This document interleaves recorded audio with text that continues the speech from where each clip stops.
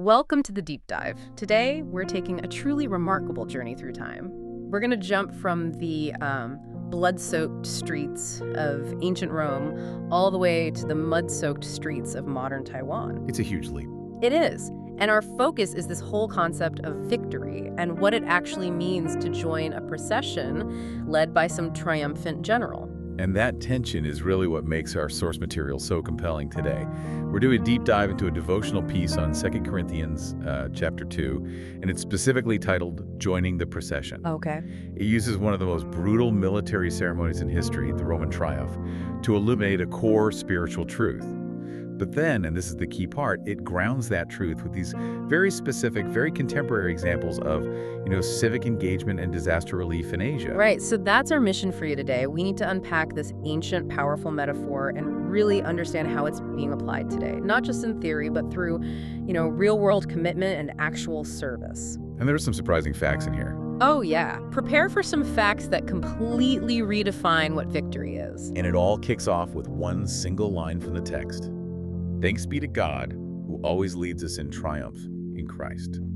That one word, triumph, it wasn't some generic feel-good word when the Apostle Paul wrote it. No, not at all. It was a political, a military, and a religious declaration. Exactly. So before we can even get to the spiritual side, we have to grasp the brutal reality of the Roman original.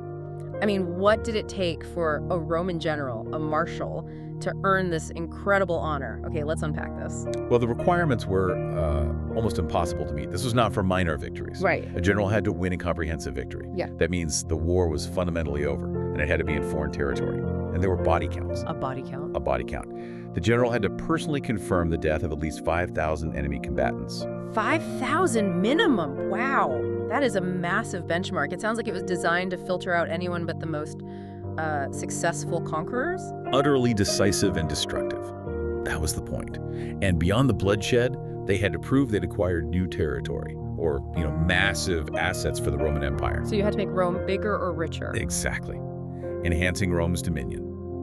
Only then could they formally petition the Senate for the triumph.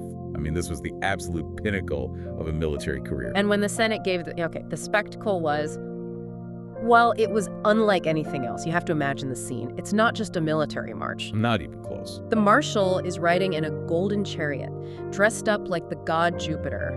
But before him came the most crucial part, the living evidence of his conquest. The visual details here are so key to understanding the later analogy.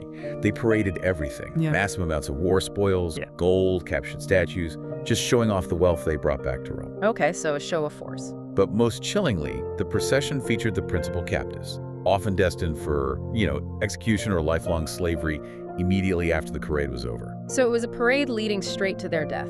For the vanquished, yes. And here's this subtle but vital detail that the material emphasizes. The Roman priests. Okay, what was their role? They marched alongside, carrying these special bronze censers, and they were burning frankincense. This fragrance, this aroma, it was rising up as a tribute to the general and the gods. So it wasn't just to make the streets smell nice? No, it symbolized the successful spread of Roman power. It was the smell of the general's overwhelming glory permeating every street of Rome. And what about the family? Well, following the marshal's chariot, sharing in that glory, were his own family members, specifically his sons.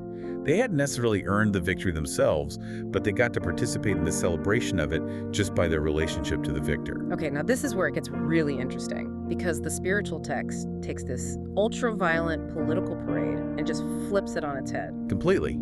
Christ is framed as the great marshal. He came to a foreign land, our world, and secured a comprehensive victory over the ultimate enemy. But he breaks every single Roman rule in the process. Every single one. The Roman general needed to kill 5,000. The devotion points out that Christ did the exact reverse. He brought life to far more than 5,000. There's a risk there, isn't there, of flattening the spiritual message when you use such a violent political metaphor to frame it? You'd think so, but that's the genius of the contrast. By using the word triumph, the scripture is deliberately invoking the most powerful, recognizable military term of its day, only to completely subvert its meaning. So the victory is achieved, but the method and the result are totally inverted. Precisely. You mentioned the numbers in the source material. Lay them out for us, because that contrast between death and life, that's the heart of this whole theological inversion. Absolutely. The source pulls out the earliest example. So you have 3,000 people converting at Pentecost, and then another 2,000 converts shortly after. So that's 5,000 right there. Well over the required body count, but in souls redeemed, not bodies destroyed. So the spoils of war, they aren't gold or captured land or terrified captives. No, the spoils Christ collects are human souls who were previously enslaved by sin and spiritual darkness. And that fragrance of the incense, which in Rome signaled death for the captives. It now signifies life, the spread of redemption. It's a total redefinition of conquest. And that's the core insight. We who follow are positioned like the martial sons. We don't fight for the victory. We enter the procession because the victory is already a settled matter. We fight from a position of existing triumph. Yes, our job isn't to win the war, it's to participate in spreading the aroma of the victory that's already been won. That shift from achievement to participation is so critical. It moves the entire focus away from personal ego and toward a shared commitment.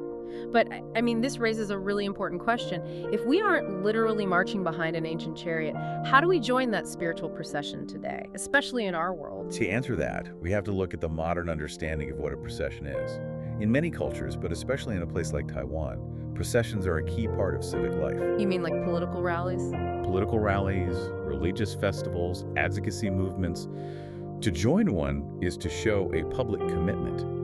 It's active participation. It's about being seen as part of a movement. So joining the spiritual procession moves beyond just a metaphor, and it translates directly into, what, a physical presence, acts of service in the community. You are showing up to join the movement, whatever form that movement takes. And the sources move very quickly from that general idea of rallies to a very specific non-parade movement that illustrates this commitment. And that's the citizen master movement, right? After the disaster in Hualien. Exactly. Paint the picture for us. For anyone listening outside the region, why was this mobilization so critical? This was after some severe flooding in Hualien's Guangfu Township on September 23rd. Yeah. The destruction was just immense.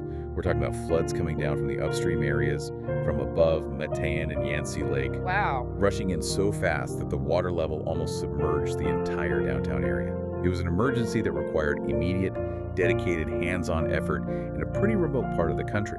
Far from the big city resources. Very far. And the response was incredible. It wasn't just government relief. This citizen master movement brought ordinary people, civilians, from all across Taiwan and even internationally to this remote area. So they joined a physical procession of service. They did. Not through marching, but through physically moving mud and debris. That's powerful. And the sources even highlight the commitment of specific individuals. They mention a volunteer known locally as Crane Superman. Crane Superman. This person worked with just incredible sacrificial dedication, literally shovel by shovel, illustrating that spirit of long-term, non-glamorous service right alongside the local residents in the rebuilding efforts. You know, you see people donating money and materials, but this kind of hands-on, long-term commitment that illustrates the concept of joining the procession perfectly. It shifts the whole focus from a passive belief to active participation. And it forces us to ask you, the listener, directly, in your own life, are you showing up as an active participant, like Crane Superman? Or maybe an angel of love, demonstrating care through different means? Right, because participation isn't just one thing. Not at all. It might be your time, your physical effort, or a financial donation. It's about having a dedicated role in the procession. And that dedication, as the source material really stresses, it needs to be long-term. The devotion features the speaker's personal history to emphasize that. We're talking over 35 years of dedication since his early volunteering days. And this commitment didn't just start with the disaster relief. The source walks us all the way back to 1985. The speaker was doing an internship in Taitung Ziban, a very remote location. A place students would normally avoid. Absolutely unpopular, low pay. But he accepted the assignment willingly, and his professors were stunned. He was just focused on service. He understood what the sources called the needs of remote areas. So this wasn't about seeking applause, it was about operating with a true servant mentality. Earning trust, being entrusted with responsibility.